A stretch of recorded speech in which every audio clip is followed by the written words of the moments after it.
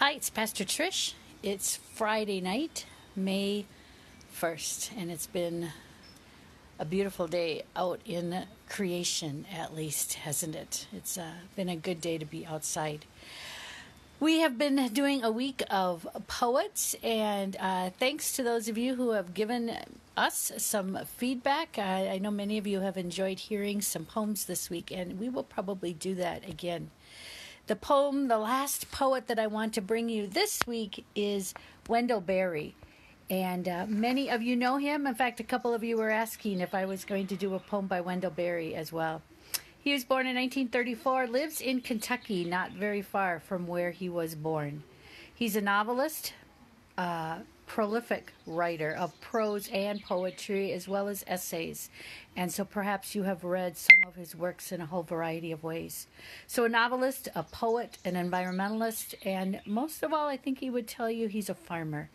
Very concerned about our agrarian culture and how we treat the land and what that means.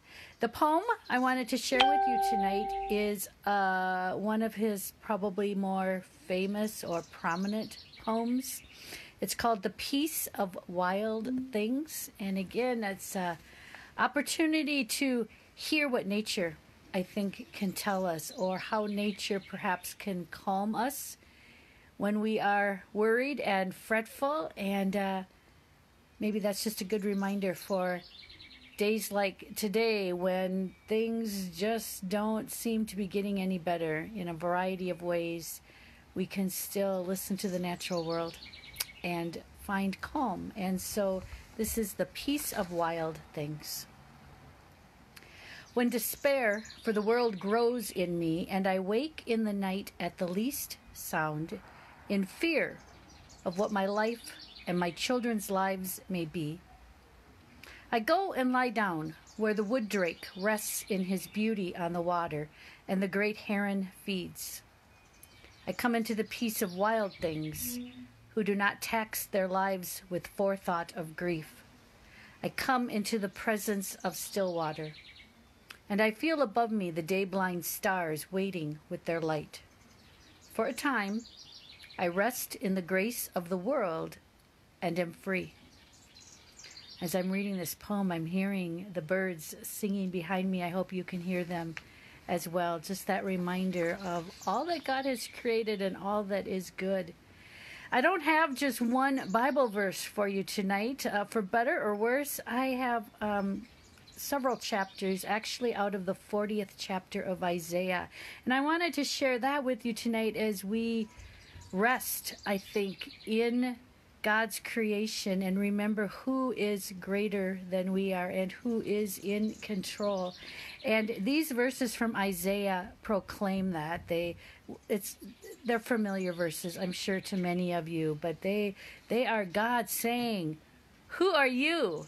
And who am I? And don't forget who I am," God says. So these are some verses from Isaiah 40. Who has measured the waters in the palm of a hand, or gauged the heavens with a ruler, or scooped the earth's dust up in a measuring cup, or weighed the mountains on a scale and the hills in a balance? Who directed the Lord's Spirit and acted as God's advisor? Whom did he consult for enlightenment? Who taught him the path of justice and knowledge and explained to him the way of understanding? Don't you know? Haven't you heard? Wasn't it announced to you from the beginning? Haven't you understood since the earth was founded? God inhabits the earth's horizon. Its inhabitants are like locusts, stretched out the skies like a curtain, and spreads it out like a tent for dwelling. God makes dignitaries useless and the earth's judges into nothing. Scarcely are they planted, scarcely sown, scarcely is their shoot rooted in the earth when God breathes on them and they dry up. The windstorm carries them off like straw. So to whom will you compare me, and who is my equal, says the Holy One. Look up at the sky and consider, who created these? The one who brings out their attendants one by one, summoning each of them by name. Because of God's great strength and mighty power, not one is missing. Why do you say and declare, my way is hidden from the Lord, my God ignores my predicament? Don't you know? Haven't you heard? The Lord is the everlasting God, the creator of the ends of the earth. He doesn't grow tired or weary. His understanding is beyond human reach, giving power to the tired and reviving the exhausted. Youth will become tired and weary, young men will certainly stumble, but those who hope in the Lord will renew their strength. They will fly up on wings like eagles. They will run and not be tired. They will walk and not be weary. May you trust and hope in the Lord, and may that give you the strength that you need for tonight and tomorrow. We'll see you soon. Have a good night.